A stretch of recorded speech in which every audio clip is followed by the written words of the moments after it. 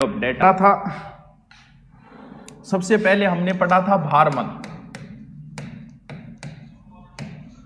भारमल के बाद में हमने पढ़ा था भगवंत दास। यानी भारमल को विशेष बात एक ही रखना है, अधीनता स्वीकार करने वाला, वैवाहिक संबंध और मनसबदार।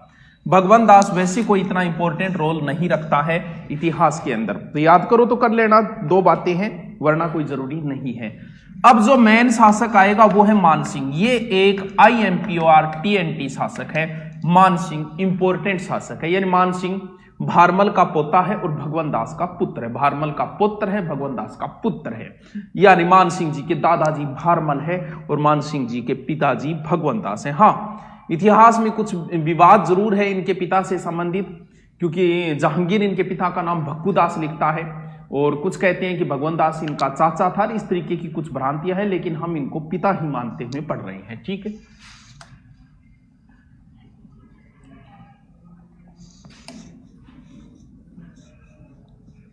ये लो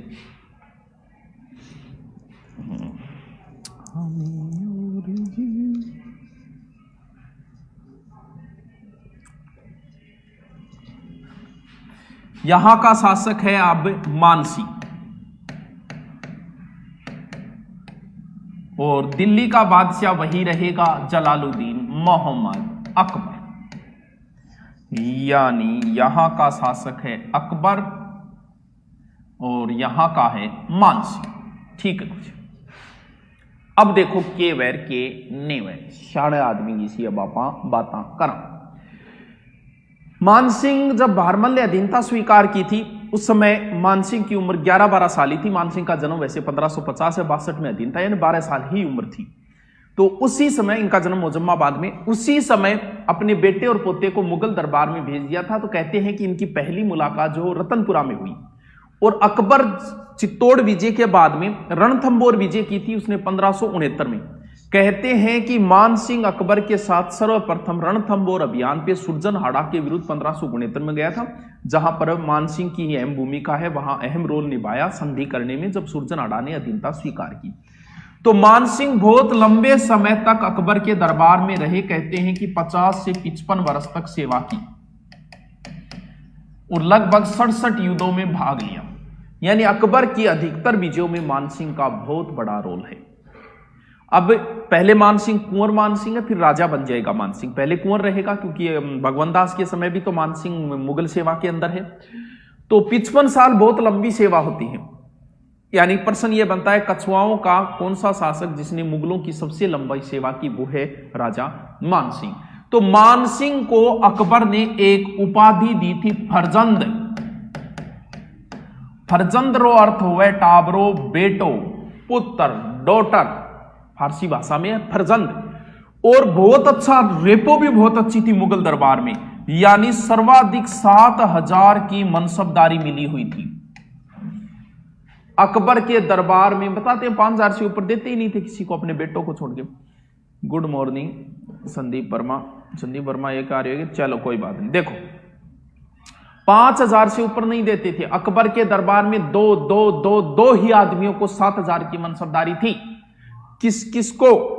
एक तो मिर्जा अजीज कोका को और एक मानसिंह को। और इतनी अच्छी रेपो थी कि मानसिंह जो है वो नवरत्नों में भी शामिल था अकबर के दरबार में। हम मुगलों में पढ़ेंगे नवरत्न, अकबर के दरबार में जो नवरत्न थे उन नवरत्नों में भी मानसिंह शामिल था। वाह क्या बात है, अच्छी रेपो है मुगल दरबार में। मुगलों की सबसे लंबी सेवा करने वाला कछुआ राजा मानसिंह। सबसे ज्यादा मनसबदारी पहली बार राजस्थान के किसी राजपूत को मिली है तो मानसिंह 7000 और नवरत्नों में भी शामिल है। मानसिंह को शुरुआत के अंदर इस साइड के ओर भेजा गया, यानी कि इधर मुगल सेवाओं में अगर हम बात करें 12 वर्ष की चले गए थे, 55 वर्ष सेवा की और 2 बादशाहों की सेवा की है, अकबर और जहांगीर। दूसरा बादशाह अभी आया नहीं है, थोड़ी देर बाद में आएगा। देखिए मानसिंह को मेवाड़ अभियान में भेजा, उसको हम यहां नहीं पढ़ेंगे। महाराणा प्रताप के विरुद्ध भेजा, उसको हम यहां नहीं पढ़ेंगे। देखिए सर्वप्रथम इस साइड में भेजा गया, उत्तर पश्चिमी साइड में। सर इधर कौन थे? इधर बेटा अफगान थे, इधर रोशनिया थे, मिर्जा हाकिम है, उसके विरुद्ध इस साइड में भेजा गया। 1580 से 86, यानी इस साइड का सूबेदार भी रहा मान सिंह कहां, लाहौर, सॉरी लाहौर साइड में भेजा गया, काबुल का सूबेदार रहा, सॉरी काबुल। कब से कब तक रहा सर? काबुल का सूबेदार मान सिंह 1581 से 87 तक रहा। इधर था मिर्जा हाकिम के विरुद्ध भेजा था, मिर्जा हाकिम, यानी अकबर के साम्राज्य को मान सिंह कहां तक ले गया, काबुल तक। औकात नहीं थी इनकी, मान सिंह ही लेके गया इतनी दूर तक। काबुल का सूबेदार रहा 81 से 86 तक। और काबुल में रहते हुए बीच में आता है लाहौर। जब मान सिंह लाहौर से आ रहा था तब कहते हैं कि मान सिंह वहां से एक अच्छी कला लेके आया जिसका नाम है ब्लू पोट्री, BLUEPOTRY। गुरुजी यो के एक आंकड़ है, ब्लू मतलब नीलो, पोट्रियो मतलब बर्तन, यानी बर्तन बनाने की कला लेके आया था। राजस्थान में 3 पोट्री है, ब्लू पोट्री, ब्लैक पोट्री और कागजी पोट्री। ब्लैक पोट्री है कोटा की, कैसे कोटा, कैसे काली, और काली का मतलब ब्लैक, पोट्री मतलब अब ब्लैक मिट्टी हो तो बर्तन ही काला ही बनेगा, कौन बनेगा? कमेंट आज सेटिंग हो जाएगी। सी साधु मुंज चोटी को राम राम राम राम भाई, ये बताओ मैं। हाँ, ब्लू पोट्री मान सिंह लेके आया था लाहौर से। लाहौर में आई थी पर्सिया ईरान से, यहां से भी कई बार प्रश्न पुटअप हो जाता है। लाहौर में कहां से आई थी? पर्सिया ईरान से आई थी, बहुत फेमस है ये। अब तो बर्तन कौन खरीदता है आजकल, तो आप तांबेगार आंगा खरीदने लग गया, जो भी है स्टील वगैरह का। पुराने टाइम में देखो ये चीजें चलिया करती, तो अब तो ये चीजें लुप्त सी होगी। राजस्थान का प्रसिद्ध ब्लू पोट्री का कलाकार Kripal Singh Shekhawat, good morning sir, Hanumangarh district से। हाँ राजकुमार, गुड मॉर्निंग। कृपाल सिंह शेखावत। अगर आपसे प्रश्न पूछ ले ब्लू पोट्री का स्वर्ण काल किसके समय, तो ध्यान रहे राम सिंह सेकंड के समय, जबकि ब्लू पोट्री लेके कौन आया था? मान सिंह प्रथम। दोनों ध्यान, मान सिंह प्रथम है, मान सिंह लास्ट जो होगा वो आजादी के समय होगा। अब मान सिंह को फिर बिहार की सूबेदारी मिली।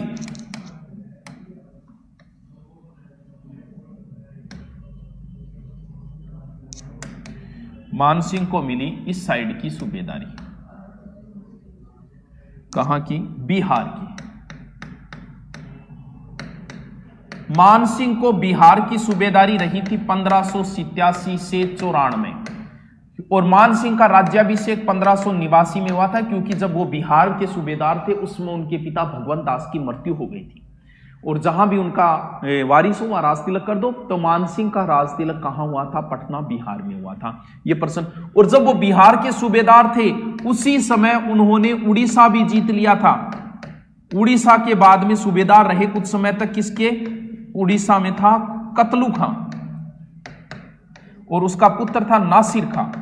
आप ना याद करिएगा। दोनों हरा गए, उड़ीसा तक विजय प्राप्त कर ली मान सिंह। अरे वाह सर, आपका फैन हो गया। अच्छा, गुड मॉर्निंग गुरुजी, जोधपुर की दरा से। वाह रे वाह, जरा सामने तो आओ चलिए, छुप छुप चलने में क्या राज है, ऐसे छुप ना सकोगे तुम भी, मेरी आत्मा की आवाज है। लॉकडाउन याद आ गई? लॉकडाउन में बहुत चला था इरफान खान, अपने जयपुर से थे वो। हाँ, उनकी मृत्यु हुई थी ना। तो के लिख रहे होते? सारा आ गया आगे तो? हाँ सारा आ गया, विजय से आ गए। BSTC में इंग्लिश क्लास अच्छा लगा देंगे रे सर। मेरी कमेंट आ रही है क्या? हाँ लखन तेरी भी आ रही है, सगड़ांगी आ रही है कमेंट, नीलांगी भी आ रही है, ठंड नहीं आ रही है। चलो ठीक है टाब्रो, चलो हाँ जी, नेक्स्ट NEXT नेक्स्ट। चलो इतनी बातें हो गई सर। ओले अब मान सिंह को सूबेदार बनाया गया किस साइड का? बंगाल का। मान सिंह को सूबेदार बनाया गया बंगाल का। बंगाल का 3 बार सूबेदार बनाया गया। बंगाल की अव्यवस्था बहुत थी, विद्रोह बहुत हो रहे थे बंगाल में।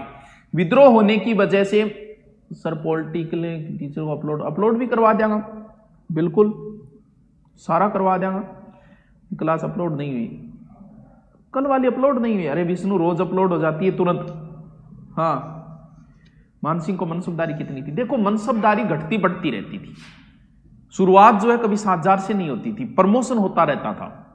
जैसे हल्दी घाटी गए उस समय कम थी मान सिंह की, हल्दी घाटी के बाद मान सिंह की मनसबदारी छीन भी ली थी। मान लो कोई अच्छा कार्य कर दिया, कोई अच्छी गैंग पकड़ा दी तो प्रमोशन कर देते थे। अधिकतम 7,000 पहुंची है, बाकी सीधी शुरुआत में 7,000 किसी को नहीं मिलती थी, प्रमोशन होता था। कहे आज तुम वो क्षेत्र जीती आएगे, चल तेरी मनसबदारी एक और बढ़ा दी, चल तो आया करती मनसबदारी। ठीक है, 4 क्लास होगी आज, अब चलिए यहाँ गया चलिए। अब चलो, बंगाल को 3 भागों में बांटा, वीर मान सिंह यानी वीर भूमि, मान भूमि, सीमी भूमि। और बंगाल में अकबर नगर कस्बा बसाया था जिसे वर्तमान में राजनगर, और इसने राजधानी जो है वो बंगाल की टंडा को स्थापित की थी, टंडा से राजमहल स्थापित कर ली थी। बंगाल की देखरेख, बंगाल के स्वास्थ्य मानसिंह के लिए सही नहीं रहा, यहां 3 पुत्रों की भी मृत्यु हो गई थी, तो मानसिंह ने बंगाल की देखरेख जो है वो अजमेर रहकर की थी। अजमेर रहने से यह फायदा था कि साथ में जयपुर की भी व्यवस्था और इधर की भी व्यवस्था, यानी मानसिंह जो है इधर काबुल का सूबेदार रहा, बिहार का सूबेदार रहा, बंगाल का भी सूबेदार रहा, क्योंकि पूर्वी बंगाल में विद्रोह होते रहते थे। ईसा खां, सुलेमान खां, केदार, पूर्वी बंगाल का एक शासक था केदार प्रत्येक युद्ध जीतता था, बड़ा विजयी, बड़ा खतरनाक शासक था। मानसिंह बोले भाई के लो चोसा ये प्रत्येक युद्ध जीते से, इसका कीमी करो। तो बोले करे क्या, इसके पास एक चमत्कारी माता है शिला माता। बोल शिला माता, ऐसी क्या विशेषता है भाई शिला माता की? बोल विशेषता महाराज यह है कि शिला माता की कोई पूजा पूरी करके अगर मैदान में आ जाए तो भाई साहब पक्को ही जीतेगो। बोले पूजा में विधन डालो बेटी का बापो। कहते हैं कि मानसिंह ने पंडितों से मिलकर पूजा में विधन डाला, फिर केदार को हराया। केदार ने अपनी पुत्री का विवाह मानसिंह से किया और शिला माता की मूर्ति दे दी। शिला माता की मूर्ति मानसिंह जयपुर ले आया, सॉरी उस समय आमेर था, जयपुर नहीं था, आमेर ले आया और शिला माता का मंदिर बनाया और शिला माता कछुआहों की हो गई अब आराध्य देवी। कूच बिहार के लक्ष्मी नारायण को भी हराया था और उनकी पुत्री से भी मानसिंह ने विवाह किया था। अब थोड़े दिनों बाद अकबर के बाद में बादशाह बना जहांगीर, और जहांगीर और मानसिंह की बिल्कुल भी नहीं बनती थी, यानी दरी कौन बोलती वो कहीं करे नहीं, बोले आंगी तो क्या मंगा लेनी कौन बने बिया, क्यों कौन बनती के जहांगीर विद्रोह करो खुसरो मानसिंह को बाणजो और मानसिंह पक्ष नहीं खुश रोगी।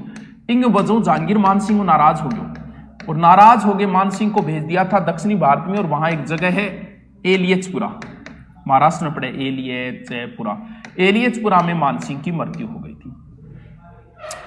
मानसिंह जो है वो एक तरीके से धर्म की रक्षा के लिए जाना, मुगलों के साथ रहे मानसिंह सारी उम्र, मुगलों की सेवा की, ईमानदारी से की, लेकिन मानसिंह अपने धर्म पे हमेशा अडिग रहा था, धर्म का बड़ा पक्का आदमी था मानसिंह मुगल सेवा में रह के दीन ए इलाही धर्म स्वीकार नहीं किया। जब अकबर ने कहा कि मानसिंह तुम भी स्वीकार करो दीन ए इलाही, तब क्या कहा मानसिंह ने, वो जब दिल पे हिंदू धर्म की मोहर लगी तो मुझे किसी अन्य धर्म स्वीकार करने की आवश्यकता नहीं। हल्दी घाटी युद्ध में अगर बात करें तो अप्रत्यक्ष रूप से देखें तो वहां पर मानसिंह हावी रहा था। इसके बावजूद मुगलों की एक आदत थी कि मुगल जहां भी युद्ध जीत जाते थे वहां लूटपाट मचाते थे, गांव को जला देते थे, लूटते थे वहां जनता को। लेकिन आप देखो हल्दी घाटी युद्ध के बाद में वहां पर ऐसा कुछ भी नहीं हुआ था। क्यों? कहा भी था, उनका जो सेनापति था उसने कहा भी था, बोल क्यों लूटपाट मचाते हैं, बोल मैं अपने धर्म पे लड़ने वाला आदमी हूं और जब तक मैं इस सेना का सेनापति हूं तब तक ऐसा कोई कार्य नहीं होगा, क्योंकि ये हमारा एक क्षत्रिय धर्म में नहीं है कि निर्दोष जनता को लूटना। तो वहां पर भी ऐसा कोई लूटपाट नहीं हुई थी। तो मानसिंह अपने धर्म पे अडिग रहने वाला व्यक्ति था। तो अब देखो मानसिंह धर्म पे अडिग रह के मुगल सेवा में रह के भी क्या क्या बनवाया, कितने मंदिर बनवाए आप देखो मानसिंह का। देखो चलो जिक्र करता हूं मैं क्या क्या बनवाए मानसिंह। बैराठ में भवानी शंकर मंदिर बनवाया, भवानी शंकर मंदिर बनवाया कहां? बेकटपुर पटना में। रोहतासगढ़ के महल बनवाए थे, चलो ये तो महल है। जगत शिरोमणि मंदिर बनवाया था। ये वैसे जगत शिरोमणि मंदिर मानसिंह की पत्नी कनकावती ने अपने पुत्र जगत सिंह की याद में बनवाया था। जगत सिंह वो है जो बंगाल अभियान में मारा गया था, 3 पुत्र मारे गए, उनमें एक जगत सिंह था। तो जगत शिरोमणि मंदिर कहते हैं कि इसमें कृष्ण की वह मूर्ति है जिसे बचपन में मीरा पूजा करती थी, ठीक है। इसके बाद मानसिंह ने गोविंद देव जी का मंदिर बनवाया, गोविंद देव जी मंदिर। ये कहां बना? ये वृंदावन में बनवाया था। स्वाई जयसिंह के समय ये मूर्ति जयपुर लाई गई थी, देखिए। फिर मान पैलेस बनवाया पुष्कर में। जयगढ़ दुर्ग का निर्माण शुरू किया। लेकिन इसे पूर्ण तो मिर्जा राजा जयसिंह ने करवाया था। आमेर के किले की भी शुरुआत की पूर्ण इसे जयसिंह ने करवाया था। विषम बैबर ने इसे कैमरिन और अल बर्मा से बढ़कर बताया है। साहित्य भी अच्छा था मानसिंह के समय। मान प्रकाश ग्रंथ है वो मुरारीदान ने लिखा था। रागमाला राग मंजरी पुंडरीक विठल ने रागमाला और रागमंजरी मानसिंह के समय, और दादू जी भी मानसिंह के समकालीन ही थे। अब आप देख लो मानसिंह ने कितने मंदिर बनवाए, मुगल सेवा में इतने रहे, लेकिन फिर भी धर्म के मामले में मानसिंह बड़े पक्के व्यक्ति थे। साइकोलॉजी की क्लास अपलोड करवाओ गुरुजी। आधी क्लास अपलोड नहीं, अच्छा अंग्रेजी क्लास शुरू कर देंगे, आज ही बात करूंगा।